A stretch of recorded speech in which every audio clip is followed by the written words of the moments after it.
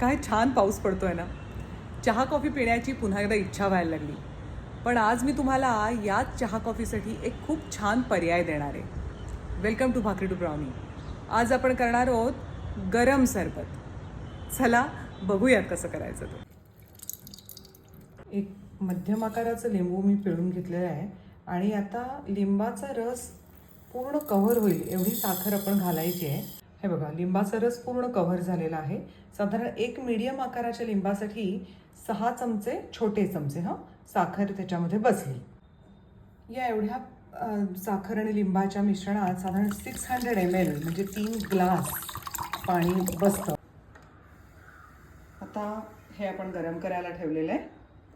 यामध्ये half teaspoon साधं पांढरं मीठ, क्वार्टर टीस्पून शेंदेलोण पादेलोण घालते आणि साधारण पाव चमचाच किसलेलं आलं घालते मी. आपण चहाला घालतो त्या प्रमाणात. आता आपण हे उकळून घेतोय. मगाशी मी लिंबू आणि साखरेचं खूप स्पेसिफिक प्रमाण सांगितलं. हे माझ्या अनुभवी फॉलोअर्ससाठी नाही आहे, पण माझ्याकडे सगळ्या वयोगटाचे फॉलोअर्स आहेत आणि ज्या न्यूबीज आहेत त्यांना हे सांगणं मला गरजेचं वाटलं, कारण सगळ्यांनाच लिंबू सरबत सुद्धा जमतं असं नाही बरं का. ह्याच्यात सुद्धा आंबट, गोड, मीठ याचं प्रपोर्शन आपल्याला सांभाळता आलं पाहिजे आणि ह्या प्रमाणाने केलं तर ते तुमचं कधीच चुकणार नाही.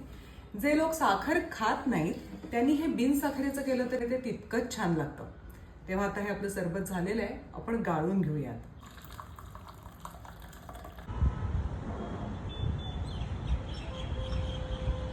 Really refreshing.